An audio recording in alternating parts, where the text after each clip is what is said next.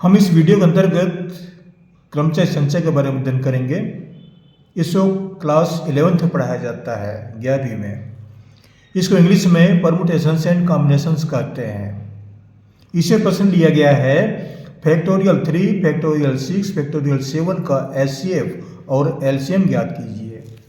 HCF मतलब महत्तम समावर्तक और एलसीएम मतलब लघुत्तम समावर्ती, ये ज्ञात करना है। अब देखिए, फैक्टोरियल जो है एक नया शब्द होता है कक्षा 11 के विद्यार्थियों के लिए। तो फैक्टोरियल को हिंदी में क्रम गुणित कहा जाता है। इस बात को समझने का प्रयास कीजिएगा हिंदी से।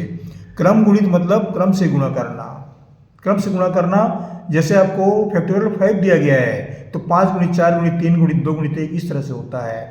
फैक्टोरियल 4 दिया गया है तो 4 गुणित 3 गुणित 2 गुणित 1 इस तरह से होता है। क्रम से इस तरह से गुणा किया जाता है। यह फैक्टोरियल का तात्पर्य होता है। अब हम प्रश्न पर आते हैं। फैक्टोरियल 3 इसको पहले लेते हैं। पहले हम एचसीएफ ज्ञात करेंगे।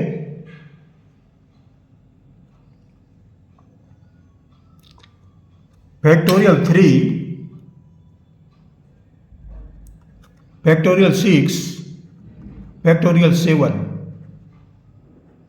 का एचसीएफ ये ज्ञात करना है। ये जो चिन्ह दिया गया है ये भी फैक्टोरियल का ही चिन्ह है, याद रखिए। ये फैक्टोरियल का चिन्ह है और ये भी फैक्टोरियल का चिन्ह है। इसके दो संकेत हैं। आगे बढ़ते हैं। पहले समझने का प्रयास करते हैं कि ये फैक्टोरियल 3 का तात्पर्य क्या है। फैक्टोरियल 3 इसको हम विश्लेषण करते हैं 3 गुणित 2 गुणित 1 गुणा करेंगे तो 3 दूनी 6, 6 कम 6 ये प्राप्त हो जाएगा। अब फैक्टोरियल 6 का मान निकालिए। फैक्टोरियल 6 मतलब 6 से शुरू करेंगे। 6 गुणित 5 गुणित 4 गुणित 3 गुणित 2 गुणित 1 ये क्रम से है, ये इसलिए क्रम गुणित कहा गया है। अब आगे लीजिए फैक्टोरियल 7।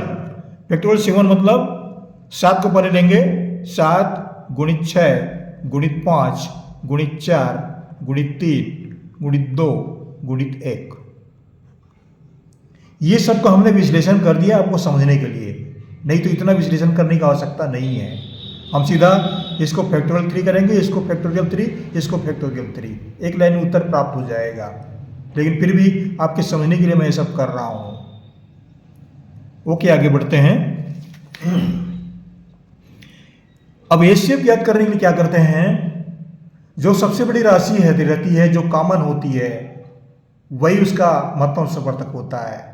सबसे बड़ी कॉमन राशि, उभयनिष्ठ राशि, जो सब में उभयनिष्ठ है, उसको पहले लेते हैं। देखिए यहां पर 1 इन तीनों में है, इसको लेंगे।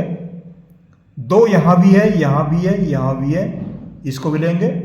3 यहां भी है, यहां भी है, यहां भी है, तीनों में है 3। अब देखिए 4 इसमें नहीं है, इसमें है, तो ये छूट जाएगा, इसको नहीं लेंगे हम, याद रखिए। 5 इसमें नहीं है, इसमें है, तो ये भी छूट जाएगा। 6 दोनों में है लेकिन इसमें नहीं है, तो 6 भी छूट जाएगा। 7 इसमें नहीं है, इसमें नहीं है, तो 7 भी छूट जाएगा। जो राशियां तीनों में नहीं है, इन तीनों में नहीं है, वे सब के सब छूट जाएंगे। इस बात को ध्यान रखिए, उसको हमें नहीं लेना है। और ये जो है इतनी राशियां ये तीनों में है, ये सभी इसके एचसीएफ कहे जाएंगे। तो आगे लीजिए अब फैक्टोरियल 3, फैक्टोरियल 6, फैक्टोरियल 7 का एचसीएफ महत्तम समावर्तक। महत्तम समावर्तक कैसे लेंगे? अब जो सबसे पहले कॉमन है उसको पहले लेते हैं हम। 3 गुणित 2 गुणित 1 ये आपने देख लिया है। इतनी राशियां इन तीनों में है, बाकी राशियां इसमें है, इसमें नहीं है, उसमें है, इसमें नहीं है, ऐसा हो जाता है ये। तो देखिए 4 5 6 इसमें नहीं है, वो सब छूट जाएंगे। 4, 5, 6, 7, 4, 5, 6 इसमें शामिल हो गया, लेकिन 7 इसमें शामिल नहीं है, तो ये भी छूट जाएगा। जो नहीं है वो सब छूट जाएंगे। जितनी राशियां इन तीनों में प्रेजेंट हैं, तीनों में उपस्थित हैं, तीनों में कॉमन है, वो सब उसके एचसीएफ कहे जाएंगे। इस बात को आप ध्यान रखिए। तो केवल 3 गुणित 2 गुणित 1 इतनी बातें इन तीनों फैक्टोरियल्स में प्रेजेंट हैं, उपस्थित हैं, वो कॉमन है। तो इसका तात्पर्य क्या हुआ? 3 गुणित 2 गुणित 1 मतलब फैक्टोरियल 3। फैक्टोरियल 3 ये एचसीएफ कहे जाएंगे। अब आते हैं एलसीएम पर। फैक्टोरियल 3, फैक्टोरियल 6, फैक्टोरियल 7 का एलसीएम।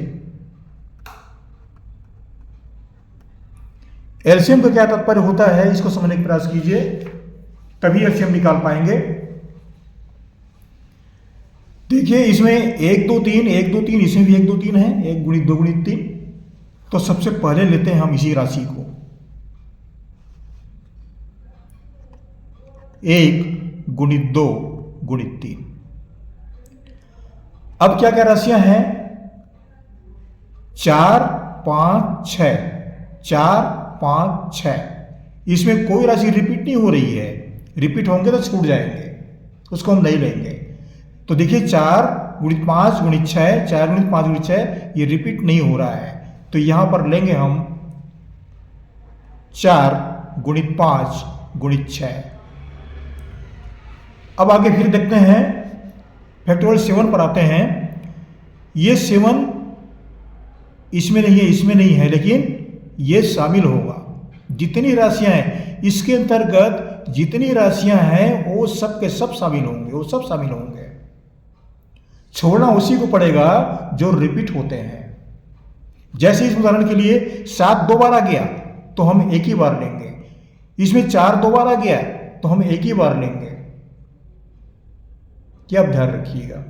कहने का तात्पर्य क्या है कि जो राशि रिपीट होती है, इसमें कोई भी राशि रिपीट होगी तो छूट जाएगा, इसमें कोई भी राशि रिपीट होगी तो छूट जाएगा, इसमें कोई राशि रिपीट होगी वह छूट जाएगा। तो हम यहां पर हमें क्या प्राप्त हुआ? 1 गुणित 2 गुणित 3 गुणित 4 गुणित 5 गुणित 6 गुणित 7। इसमें कोई भी राशि जो है वो रिपीट नहीं हो रहे हैं, इन सब में कोई भी राशि रिपीट नहीं है, तो सभी राशि आ जाएंगे। एलसीएम में सबको शामिल करना पड़ेगा। क्या प्राप्त हुआ? 1 गुणित 2 गुणित 3 गुणित 4 गुणित 5 गुणित 6 गुणित 7। इसको हम फिर से लिख देते हैं, 7 को पहले लिख देते हैं। 7 गुणित 6 गुणित 5 गुणित 4 गुणित 3 गुणित 2 गुणित 1। 7 6 5 4 3 2 1। इसका मतलब होता है ये फैक्टोरियल 7 है, ये फैक्टोरियल 7 है। ये क्या हुआ? ये एलसीएम है। तो हमें आंसर क्या प्राप्त हुआ? फैक्टोरियल 3, फैक्टोरियल 6, फैक्टोरियल 7 का एचसीएफ। एचसीएफ मिला फैक्टोरियल 3 और एलसीएम क्या मिला? एलसीएम ये मिला हमको फैक्टोरियल 7, ये हमको प्राप्त हुआ। तो ये हमारा आंसर हुआ।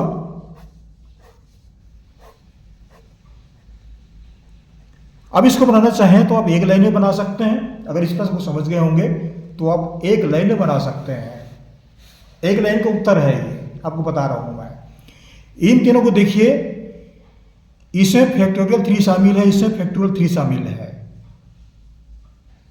तो फैक्टोरियल 3 इसका एचसीएफ होगा।